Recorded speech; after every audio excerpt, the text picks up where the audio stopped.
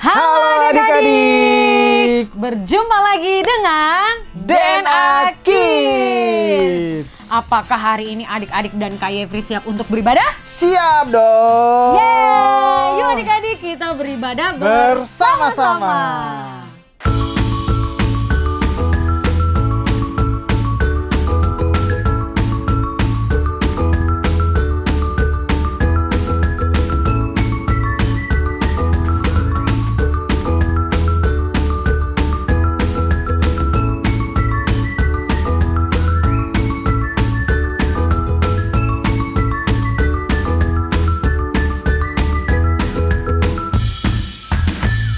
Shalom Eleanor. Shalom kak, Wah Eleanor, mengapa mukamu murung? aku lagi bingung kak. Kenapa Eleanor? Kakak aku kak, dia sering sekali berkata kasar saat bermain game. Semua temannya pun berkata kasar, jadi dia ikut berkata kasar. Lalu apa yang kamu lakukan Ellen? Aku ingin sekali menegur kakak aku itu, tetapi aku takut dia akan marah karena dia lebih besar usianya. Kalau kita benar, harusnya kita berani, Ellen. Kakak juga punya cerita tentang seorang yang berani kepada raja, yaitu Elia. Dia berani kepada Raja Ahab. Ayo kita dengar ceritanya teman-teman. Yuk adik-adik, sebelum kita mau bersama-sama beribadah kepada Tuhan, kita mau berdoa terlebih dahulu ya. Mari lipat tangannya, tutup matanya, kita berdoa bersama-sama. Tuhan Yesus, Allah Bapa kami yang mulia, pada saat hari ini kami bersyukur kepada Tuhan atas setiap kasih cintanya Tuhan bagi kami. Hari ini Tuhan, kami mau buka hati kami untuk datang menyembah, memuji, bahkan mendengarkan firman Tuhan. Berkati ibadah kami hari ini, Roh Kudus hadir di tengah kami. Dalam nama Tuhan Yesus, haleluya, amin.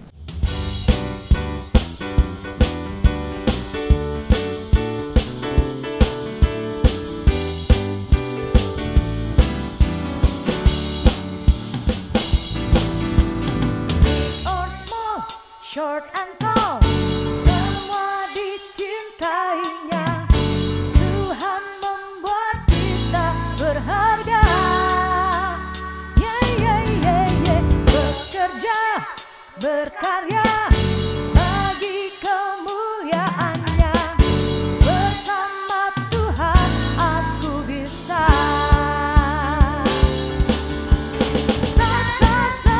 Aku bisa. Bersama Tuhan aku bisa. Aku bisa takkan berhenti.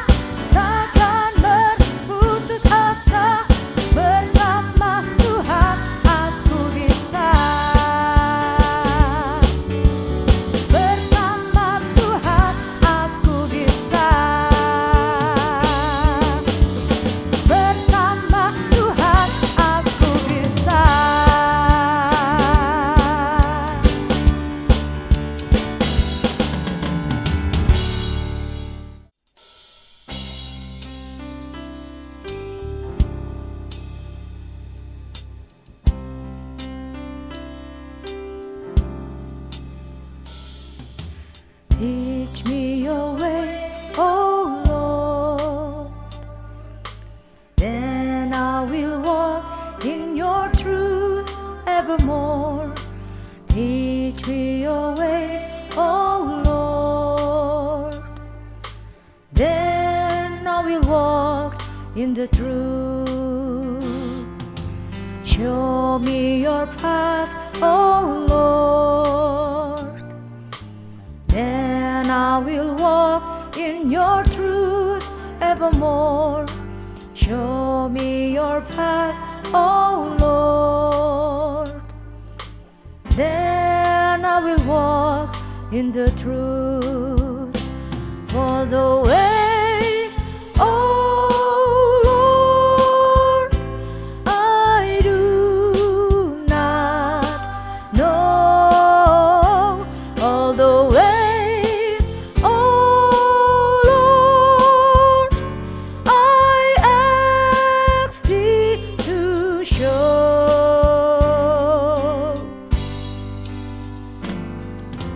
Teach me your ways, oh Lord. Then I will walk in your truth evermore.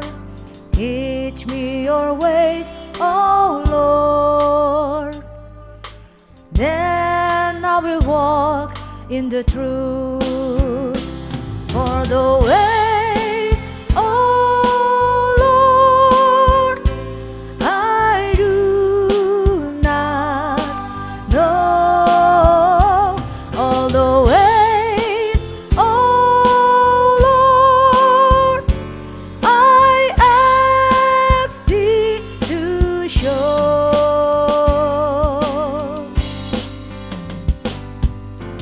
Teach me your ways, oh Lord. Then I will walk in your truth evermore.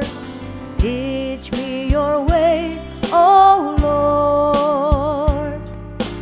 Then I will walk in the truth. Adik-adik, kita sudah memuji, memuliakan nama Tuhan. Ayo adik-adik, persiapkan hati, pikiran, serta Alkitab adik-adik. Karena sekarang waktunya kita untuk mendengarkan firman Tuhan. Adik-adik, kita sudah belajar mengenai kekuasaan seorang raja dalam bulan-bulan kemarin. Kak Ivri masih ingat nggak? Masih Kak Debbie? Ya, seorang raja harus dipatuhi oleh seluruh rakyat. Jika tidak mengikuti perintah raja adik-adik, maka akan dihukum mati. Nah Kak Debbie dan adik-adik yang ada di rumah, ada seorang raja Israel yang bernama Ahab dan ratunya bernama Isabel. Raja ini dipengaruhi istrinya yang merupakan perempuan Sidon, seorang penyembah dewa Baal. Maka Ahab pun menjadi penyembah berhala adik-adik. Elia mempunyai tugas yaitu berbicara dengan Allah dan memberitahukan bangsa Israel apa yang Allah katakan. Maka dari itu Elia disebut dengan seorang nabi. Pada zaman itu Israel dipimpin oleh Raja Ahab dan istrinya, Isabel. Mereka adalah pemimpin Israel yang paling jahat. Mereka tidak peduli apa yang dikatakan oleh Allah. Hal ini membuat tugas Nabi Elia menjadi lebih sulit. Raja Ahab dan Isabel menyembah Baal, bukan menyembah Allah. Baal adalah patung berhala yang menjadi idola mereka. Adik-adik, idola adalah segala sesuatu yang mendapatkan perhatian yang harus kita berikan kepada Tuhan. Uang, benda-benda, atau manusia bisa menjadi idola kita. Ketika Raja Ahab dan Isabel menyembah Baal, mereka juga meminta bangsa Israel beralih menyembah Baal juga. Tapi adik-adik, Allah mau kita hanya menyembah dan mengasihi Allah karena Dia layak menerimanya. Lalu, Tuhan mengirim Nabi Elia untuk memberitahukan kepada Ahab dan Isabel bahwa tidak akan ada hujan dalam waktu yang panjang. Bahkan tidak akan ada embun juga. Yang artinya semua tanaman tidak akan tumbuh. Lalu, apakah Raja Ahab marah Kak atas apa yang Elia katakan itu? Tentunya ia marah adik-adik. Bahkan sebagai raja, dia akan membunuh Nabi Elia. Tetapi Elia tidak takut sama sekali nih Kak Yefri. karena dia mengetahui kebenaran, yaitu hanya Tuhanlah yang harus disembah, bukan yang lain. Bangsa Israel akan kehabisan makanan dan mereka mengira bahwa itu semua karena Baal marah kepada mereka. Mereka pun menyalahkan Ahab. Ketika Raja Ahab mendengar pesan Nabi Elia, dia pun menjadi marah. Raja Ahab mau membunuh Nabi Elia. Jadi Allah menyuruh Elia untuk pergi bersembunyi di padang gurun. Seperti yang dikatakan Nabi Elia sebelumnya, di Israel benar tidak akan ada hujan. Bahkan selama 3 tahun lamanya Israel mengalami kekeringan. Tapi tetap saja Raja Ahab dan Izebel menyembah Baal dan meminta Baal untuk menurunkan hujan. Sudah pasti itu tidak akan terjadi. Dan dari hal itu, Raja Ahab masih marah kepada Nabi Elia. Raja Ahab dan Izebel telah membunuh banyak nabi-nabi Tuhan yang mereka temui. Tapi Tuhan membuat Nabi Elia selamat. Lalu Tuhan menyuruh Nabi Elia untuk bersembunyi di sungai Kerit. Tujuannya untuk melindungi Elia dari Raja Ahab yang akan membunuhnya adik-adik. Dan juga memelihara Elia dari kekeringan yang terjadi adik-adik. Ya Kak Yefri, Tuhan memerintahkan burung gagak untuk membawakan makanan kepada Elia nih adik-adik. Elia tetap dijaga oleh Tuhan ketika air di sungai Kerit itu kering. Lalu dia dibawa ke janda di Sarfat untuk diberi makan. Nabi Elia tetap memberitahukan ke orang-orang Israel untuk percaya kepada Allah yang benar. Beberapa orang mengikutinya, seperti seorang janda yang melihat keajaiban Allah melalui Nabi Elia. Tapi kebanyakan dari mereka tetap menyembah Baal seperti Raja Ahab dan Izebel. Di akhir tahun ketiga musim kemarau, Allah meminta Nabi Elia untuk pergi bertemu dengan Raja Ahab lagi. Kali ini, Nabi Elia menantang Raja Ahab, di mana tantangan itu akan menunjukkan siapa yang benar, Baal atau Allah. Raja Ahab membawa 450 Nabi Baal untuk bertemu dengan Nabi Elia di Gunung Karmel. Di sana, mereka membangun sebuah mezbah untuk memberikan persembahan kepada Baal, dan Nabi Elia membangun mezbah untuk memberikan persembahan kepada Allah. Raja Ahab dan Nabi Elia masing-masing berdoa untuk meminta api yang menyala dan melihat Tuhannya siapa yang bisa melakukan hal itu. Karena Baal adalah Tuhan yang palsu, adik-adik bisa menebak kan siapa yang menang? Yap adik-adik, Allah kita. Allah menurunkan api dan bahkan membakar semua yang ada di sekelilingnya termasuk mezbahnya Nabi Elia. Setelah itu Nabi Elia berdoa untuk dikirimkan hujan dan Tuhan pun melakukannya. Kelihatannya Raja Ahab dan Izebel akan berbalik mengikuti Allah setelah hal itu kan adik-adik? Tidak adik-adik, mereka malah tambah marah. Izebel memberikan pesan kepada Nabi Elia bahwa dia akan membunuhnya. Jadi Nabi Elia pergi lagi. Kali ini Nabi Elia merasa ketakutan. Meskipun Allah telah membuat Nabi Elia tetap selamat selama bertahun-tahun, dia ingin berhenti menjadi seorang nabi. Nabi Elia merasa sudah tidak ada lagi orang yang akan mendengarkan dia. Dia berbaring di bawah pohon dan berkata, "Saya tidak tahan lagi Tuhan." Dan Nabi Elia pun tertidur. Allah sangat memahami apa yang dirasakan oleh Nabi Elia dan inilah yang dilakukan Allah. Pertama, Allah mengirimkan seorang malaikat dan memberikannya sepotong roti bakar. Lalu Allah mengizinkan Nabi Elia untuk melihat Allah itu sendiri. Nabi Elia selalu berbicara kepada Allah, tetapi dia tidak pernah melihat Allah sama sekali. Sambil Nabi Elia menunggu Allah, dia melihat ada angin yang bertiup kencang sekali. Lalu terjadilah gempa bumi. Kemudian datanglah api. Tetapi Tuhan Allah tidak menyatakan dirinya di dalam itu semua. Lalu terdengarlah suatu suara yang kecil lembut. Itu adalah suara Allah adik-adik. Nabi Elia menghabiskan hidupnya dengan taat kepada Allah meskipun orang-orang ingin membunuhnya. Tapi adik-adik, Raja Ahab dan Izebel tidak pernah berhasil membunuh Nabi Elia. Sebenarnya Nabi Elia tidak mati, bahkan dia tidak bertambah tua. Tapi Allah mengirimkan kereta api untuk Nabi Elia dan Nabi Elia pun pergi ke surga dengan kereta itu. Kita tidak tahu kenapa hal itu terjadi dan apa yang terjadi setelahnya. Tapi Allah membuat pekerjaan Nabi Elia menjadi lebih mudah dan Allah selalu menjaganya. Dan pada akhirnya Nabi Elia bisa terus bersama-sama dengan Allah di surga. Itulah cerita dari Nabi Elia. Ellen, sekalipun kamu masih kecil, kamu harus berani untuk menyatakan kebenaran jika kamu benar. Kakak benar kak, aku mau memberitahukan kakak aku supaya berkata-kata yang baik. Tuhan pasti senang jika kata-kata kakakku itu yang kotor dan yang kasar diganti dengan pujian kepada Tuhan. Ya, benar sekali Ellen. Kakak mau ingatkan nih kepada kita semua. Pada saat kamu menegur seseorang harus dengan kasih pastinya. Seperti Elia yang berani menegur kesalahan bangsa Israel adik-adik. Karena dia mengasihi bangsa Israel agar mereka kembali kepada Tuhan yang benar. Lalu Kak, bagaimana kalau kakak aku marah? Apalagi dimusuhin. Nanti aku tidak bisa bermain bersamanya. Nah, kebenaran yang perlu kita sampaikan bukan untuk mencelakakan orang, tetapi untuk mencegah mereka mencelakakan diri mereka sendiri. Ellen, jangan ragu, karena Tuhan yang akan merubah kakak kamu. Walaupun saat ini kamu sampaikan dia marah pada kamu dan memusuhi kamu, ingatlah Tuhan selalu menyertai orang-orang yang mengasihinya. Aku percaya Kak, karena aku mau kakak aku berubah.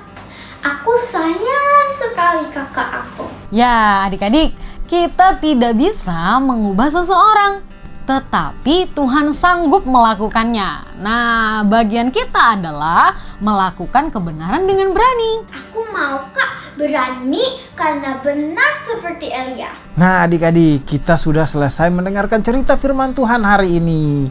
Dan sekarang waktunya kita untuk Ayat hafalan. Ayat hafalan kita terambil di dalam kitab Ulangan 13 ayat 6a. Ulangan 13 ayat 6a.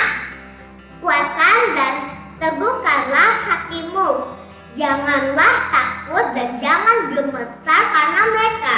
Sebab Tuhan Allahmu, dialah yang berjalan menyertai engkau. Adik-adik, kita sudah mendengarkan cerita firman Tuhan hari ini dan kita juga sudah menghafalkan ayat hafalan.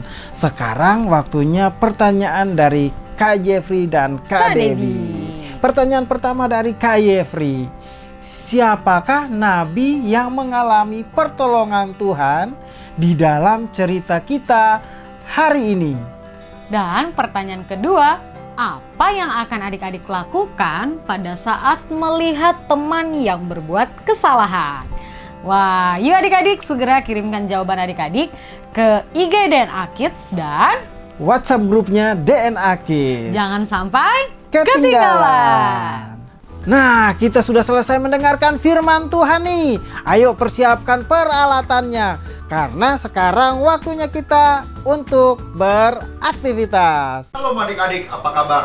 Kembali bertemu dengan Kak Ardian yang akan memimpin aktivitas hari ini. Seperti biasa, sebelum mulai kita akan cek bahan-bahan yang sudah Papi Mami siapkan. Bahan kelas besar, kain flanel warna hitam dan kuning, bola plastik warna hitam, kawat warna kuning, gunting, bulu-bulu warna hitam, double tip, lem tembak, mata-mataan.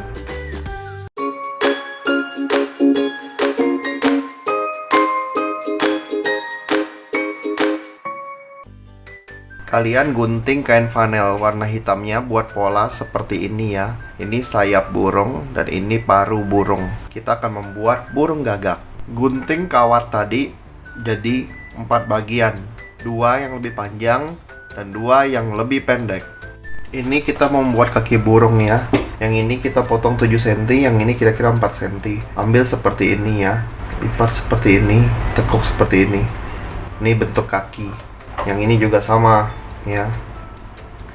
Kita tempelkan double tip di bola bagian kiri dan kanan ya. Lalu kita buka double tipnya, kita tempelkan sayap burung gagaknya di sini. Ya, yang sebelah kanan juga ya. Nah, seperti ini jadinya adik-adik. Tempelkan double tip di tengah-tengah ini. Kita mau nempel parunya seperti ini ya. Kita pasang double tip lagi di bagian atas agak ke belakang, lalu dibuka. Nah, ini kita mau pasang bulu-bulunya seperti ini. Panaskan lem tembak. Kalau sudah panas, teteskan di sini 2 titik untuk matanya ya. Lalu pasang di sini, lalu di sini. Oke, seperti ini ya. Kita sekarang mau pasang kakinya Yang di sini oleskan lem tembak ya. Yang ini buat kaki di sini. Yang ini juga sama, oleskan lem tembak di sini. Lalu pasang di sini. Jangan lupa fotokan burung gagak kalian dan kirimkan ke nomor WhatsApp di bawah ini. Sekian aktivitas hari ini. Kita kembali bertemu minggu depan dengan aktivitas yang lainnya. Sampai jumpa.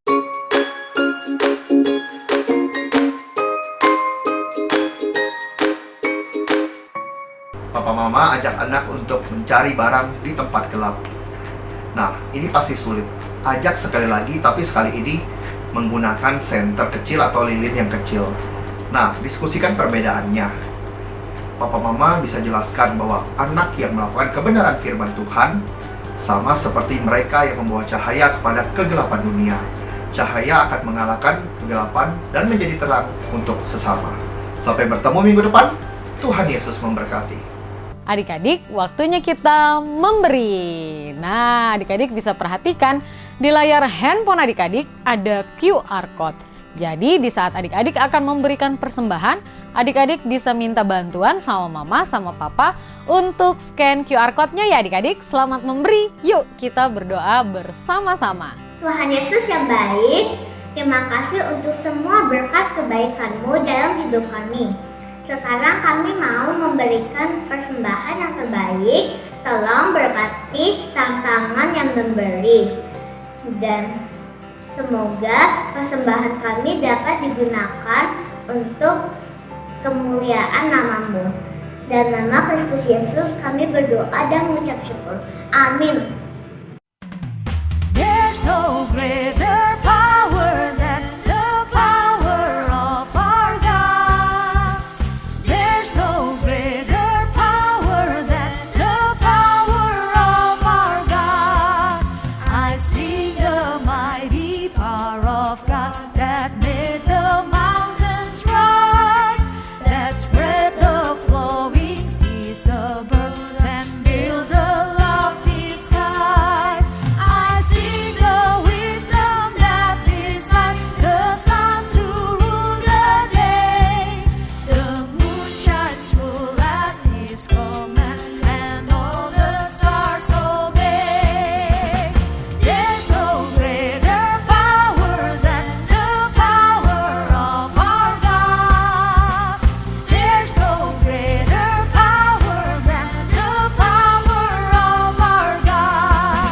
I see the mighty power of God that made the mountains rise, that spread the flowing seas abroad and built the lofty skies. I see the wisdom that designed the sun to rule the day. The moon shines full at His command, and all the stars obey. There's no greater power than the power of our God. There's no greater power than the power of our God. There's no greater power than the power of our God. There's no greater power than the power of our God. There's no greater power than the power of our God. There's no greater power than the power of our God. Bapa, sekarang kami sudah selesai beribadah. Terima kasih atas firman-Mu ya Tuhan. Tolong berkati agar kami semua bisa menerapkan firman itu dalam kehidupan sehari-hari. Tolong juga berkati ya Tuhan, gembala kami, Pak Sam dan Pak Niko, agar bisa menjalankan gereja ini sesuai dengan kehendak Kau. Tolong juga berkati negara Indonesia agar bisa menjadi negara yang lebih baik dan juga terhindar dari COVID-19. Tolong juga berkati Presiden kami ya Tuhan, Bapak Joko Widodo, agar bisa memerintah bangsa Indonesia dengan hikmat yang dari Engkau saja. Bapak, tolong juga sembuhkan semua orang yang sakit ya Tuhan. Kami juga mau berdoa untuk orang tua kami. Tolong berkati agar mereka bisa sehat selalu dan juga semangat dalam bekerja. Terima kasih Bapa. Dalam nama Tuhan Yesus, kami sudah berdoa dan mengucap syukur. Amin. Yuk adik-adik, kita mau menerima berkat Tuhan. Semuanya angkat tangannya. Diberkatilah setiap apa yang adik-adik lakukan. Biarlah sukacita damai sejahtera yang senantiasa melingkupi adik-adik sampai Tuhan datang untuk kedua kalinya. Adik-adik yang percaya katakan, amin. Adik-adik, kita sudah selesai beribadah hari ini. Benar sekali adik-adik, dan cerita firman Tuhan hari ini mengajarkan kita untuk menyampaikan kebenaran.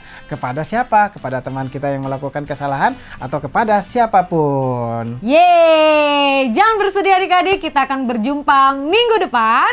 Happy Sunday, God bless you. Bye-bye.